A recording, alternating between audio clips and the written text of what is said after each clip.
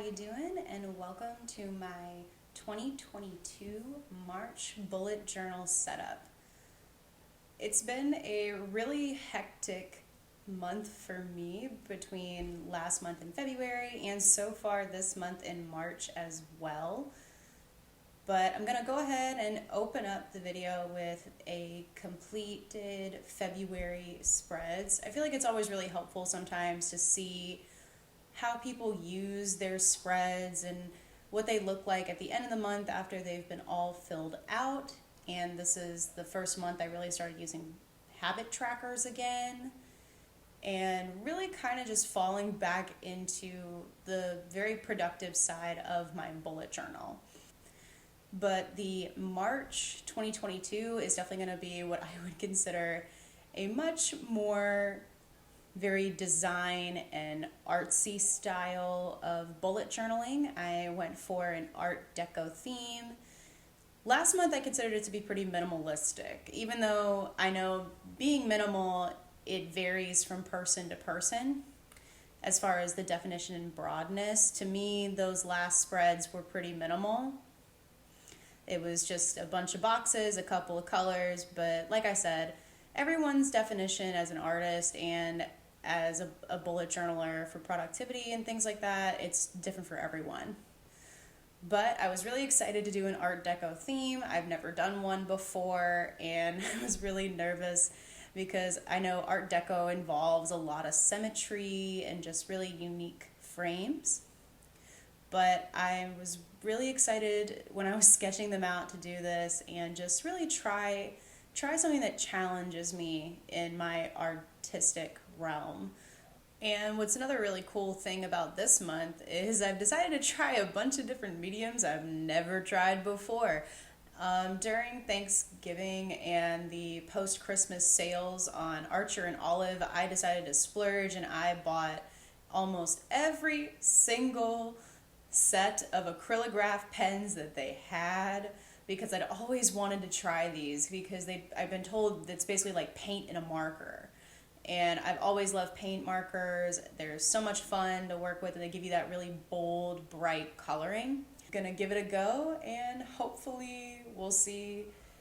I'm debating like if I really liked these or not. But I think it just involves a little more practice and messing with different mediums, especially since it's something I've never used before.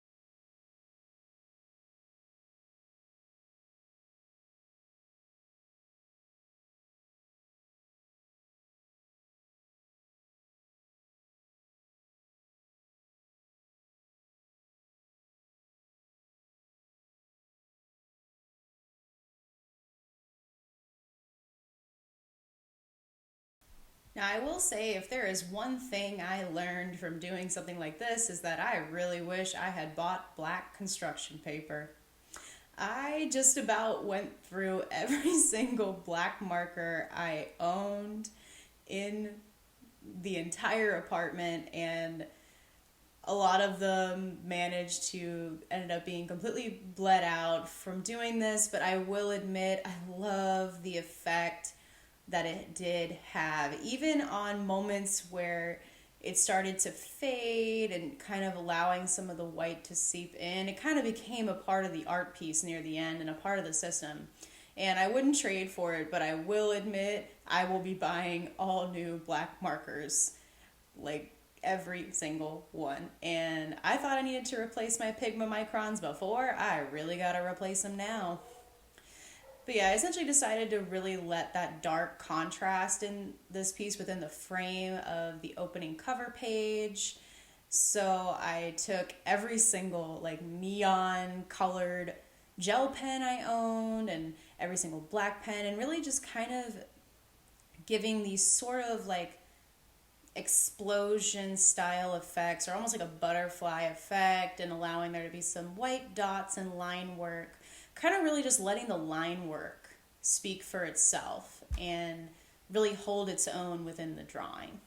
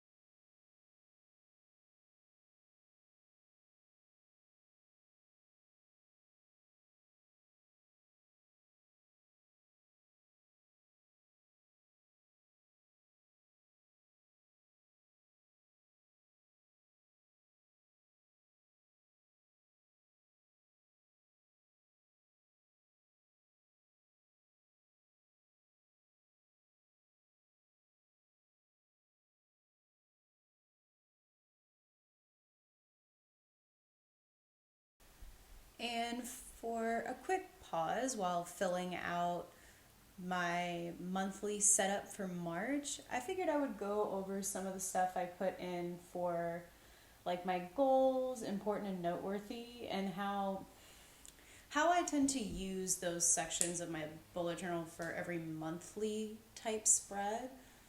And my goals, for example, last month I signed up for a design competition, and I've now started my YouTube channel, which is like quite a feat. I never thought I would start this, but it's one of those things, it's like if you wait till you're ready, you're never really going to be ready. So I'm actually quite proud of myself that I've managed to do this.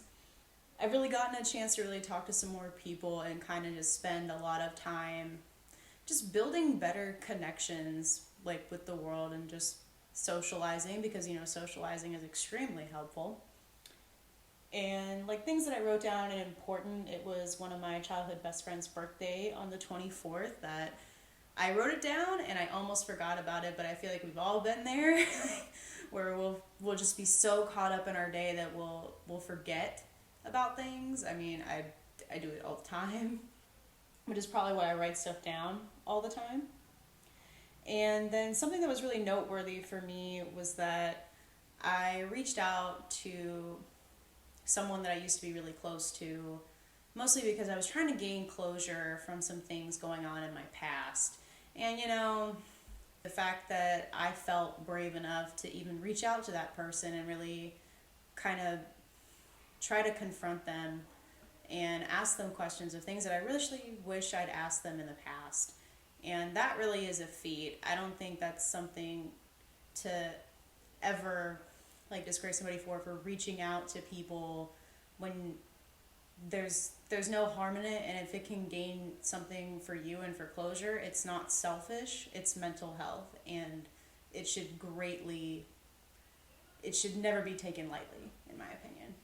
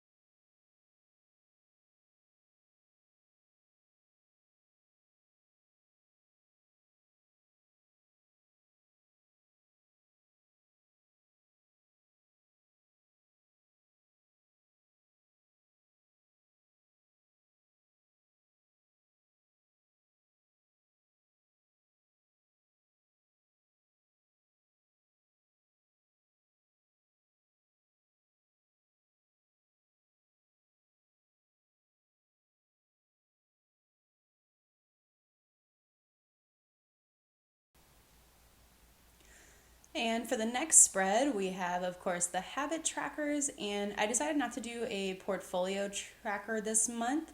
I'm actually going to be using an office design space for just little projects that I'm going to be doing around my office. In fact, I'm really excited because I actually just finished the first phase of my project where I restored and did a little bit of furniture flipping of a dining room table that I currently use as my desk because I do a lot of stuff and I need a lot of workspace. So my parents gifted it to me, and it was their wedding present from my mother's parents in 1995. And it really needed a serious facelift. And I'm really excited. I love how it's turned out. And I'm really looking forward to just having a updated workspace that's both like aesthetically beautiful but also just more functional than what I had before. And I actually got a bag from a friend of mine. She stopped by last month for a visit, and she had my Christmas presents and my birthday presents, and I just loved the pattern on the bag. So I decided that actually that would be such a great accent piece. And because my black markers were dying, I figured this would be a great time to implement this design. And the design of the bag is just so Art Deco that it felt a bit more personal to be able to kind of collage a bit and make a border into the pages.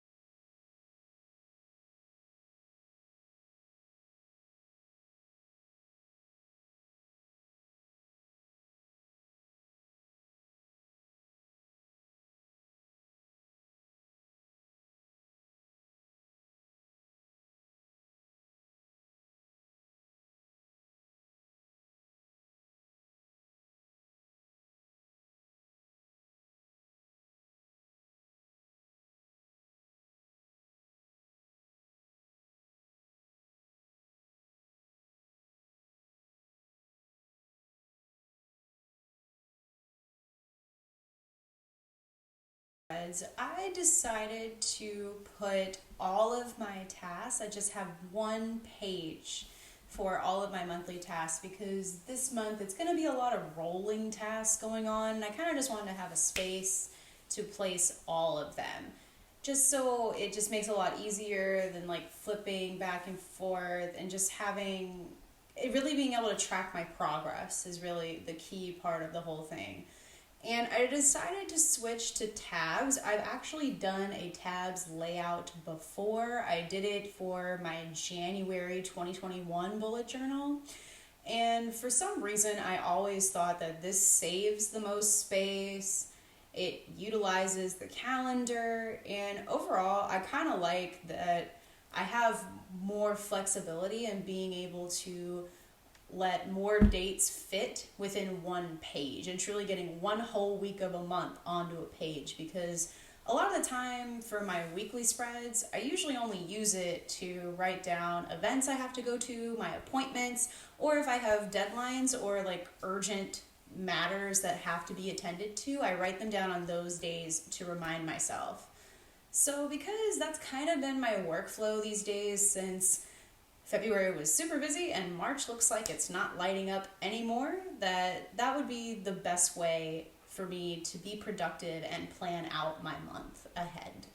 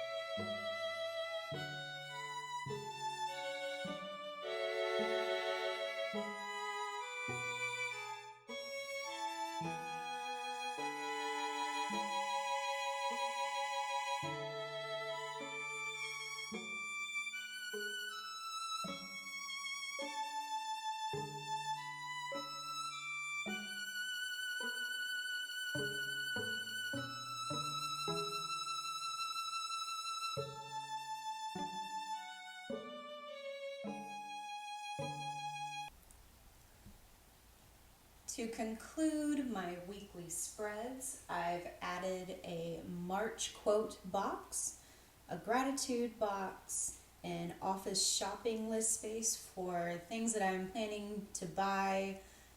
It's things like, shelves and like a desk hutch and just a couple little things to kind of put it all in one place. I have a wrap up tasks, which I used in the last month, and that actually was extremely helpful. That in the last like week of the month, I really kind of utilize and figure out what has to get done this month and what I really need to focus on and what hasn't gotten done, along with a month summary. I've noticed that I really like having a month summary where I wrap up my goals and how I've been working towards my goals, and just also to talk about anything like fun and exciting and personal that happens in that month.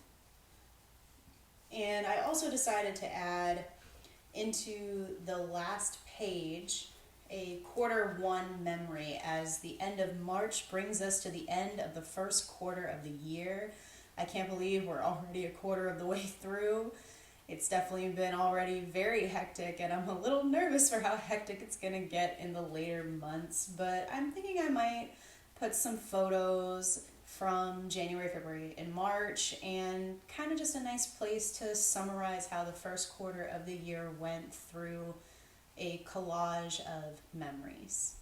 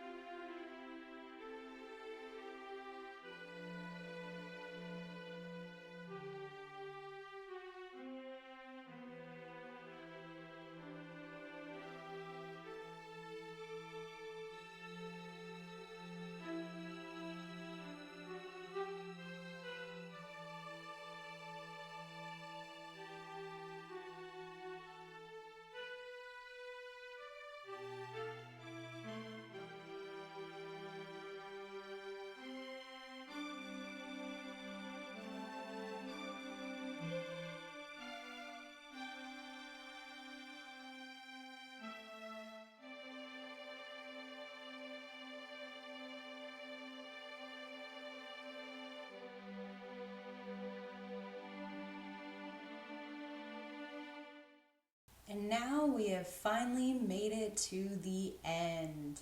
I am quite proud of myself. I managed to cut this video by 4 minutes, which is, if anyone knows anything about video editing, it's quite a feat.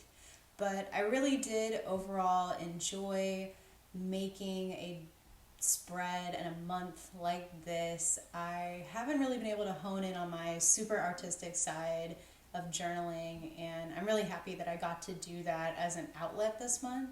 That is all for now, and I will see you guys in the next video.